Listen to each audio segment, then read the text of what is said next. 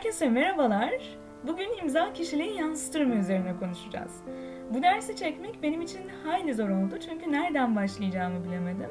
Hem bütünlüklü, hem giriş mahiyetinde hem de öz bir ders olsun istedim. Ve tekrar konuyu toparlamak için epeyce bir daha okuma yaptım. Daha önce konuyu bir tasarımcı olarak incelemiştim ve bu sefer disiplinler arası bir alan için disiplinler arası bir okuma yapmam gerekti.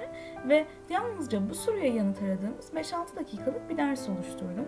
Serinin devamında kişilerin dünyada ve Türkiye'de ünlü ya da değil ve sizlerin imzaları ve el yazıları üzerinde konuşacağız. Şimdi hadi bakalım, bu mu yoksa bu mu daha sinirli? Bu mu yoksa bu mu daha otoriter? Bu mu yoksa bu mu daha duygusal? Az çok bir fikriniz vardır. Bu yazı parçaları sizinle iletişime geçti ve size bir şekilde kendilerini gösterdiler. Cevabını dersin sonunda hep birlikte verelim. Grafoloji yani yazı bilimi, Neurowriting System diğer bir adıyla Handwriting Analysis, dünyada master programları olan bir alan. Kriminolojide imza sahteciliği, yazı sahteciliği gibi konularda bu yazı bu kişiye ait mi sorusunun cevabı için oldukça önemli bir konu bu. Ve şimdi de şuraya bir göz atalım. Klavye çıktı, mertlik bozuldu gibi bir durum da söz konusu değil üstelik. Her gün karşılaştığımız kutu kutu sütlerde, bindiğimiz arabalarda, elimizdeki telefonlarda, reklamlarda karşılaştığımız yazılar da konumuza dahil. Markalar ve logoları. Markalar müşterileriyle ilk logoları aracılığıyla iletişime geçerler. Ben buyum, bu işe yararım, vizyonum ve misyonum budur der logo. Ve markalar belirli kitlelere hitap ederler.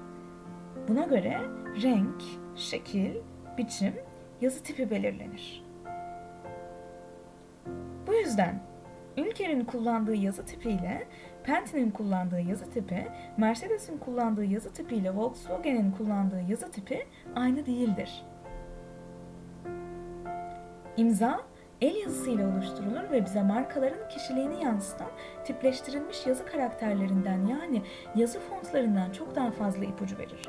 İmza da logolar gibi sizin dışarıya yansıttığınız yüzünüz, ne olduğunuz, nasıl olduğunuz, belki ne yaptığınız, vizyonunuz ve misyonunuzdur.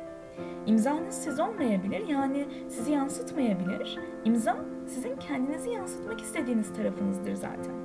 El yazısı kadar açık değil bu yüzden. Düşünülerek oluşturulmuş yapay bir yazı parçası. Bir kompozisyon. Ben ilk Cemal Süreyya'nın imzasını gördüğümde tamam dedim. Tam bir şair, tam bir Cemal Süreyya bu. Bir de bazen insanlar imzam değişti derler. Evet, imzan değişti çünkü kişiliğin de değişiyor. Daha doğrusu yine ve özellikle tekrar ediyorum ki yıllar geçtikçe kendini çevreye farklı şekillerde göstermek isteyebiliyorsun. Burada Donald Trump'ın adayken ve başkan olduktan sonra değişen imzalarına bir göz atalım. Yumuşak hatlar kayboldu. Zaten çok azdı. Şimdi hiç yok.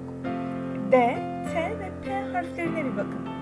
Ne kadar da büyükler diğerlerine göre. İçleri dolu dolu, fakat bu ilerleyen derslerde bahsedeceğimiz çelenk ya da kemerlerle değil, açıyla sağlanmış. Yalnızca açı kullanılmış imza boyunca. İmza analizi yaparken harf bölgeleri, harf şekilleri, harf yapıları, boyut, süreklilik, hız, baskı, eğim, okunabilirlik, boşluk ve imza ile el yazısı arasındaki ilişkiyi inceliyor ve gözlemliyoruz. Kişinin el yazısı ve imzası bir bütün olarak inceleniyor çünkü yukarıda saydığım pek çok faktör devreye giriyor ve bazıları birbiriyle çelişebiliyor da. Şimdi başladığımız yere geri dönüyoruz. Bu mu yoksa bu mu daha otoriter? Birincisinde hiç eğri yok. Sadece açı var. Kızgın, kararlı, rekabetçi, meydan okuyan, hırs, cesaret, korkusuzluk. Eğriden yoksun olmak, empatiden de yoksun olmak demek ama. Bu yazıcı sadece güç ve hayranlık istiyor. Bunun karşısında iyi bir şey yapmıyor karşısındakine. İkincisinde ise daha yumuşak hatlarla karşılaşıyoruz. Yuvarlaklaşan büyük baş harfler ve küçük iç harflerle okunaklı bir yazı. Bu yumuşak hatlar düşüncede de bir akışkanlık sağlamış. İlki Donald Trump'a, ikincisi de Barack Obama'ya ait. Neler yaptıkları, nasıl yaptıkları ya da nasıl biri oldukları bizim için önemli değil. kendilerini nasıl yansıttıkları bizim için önemli olan.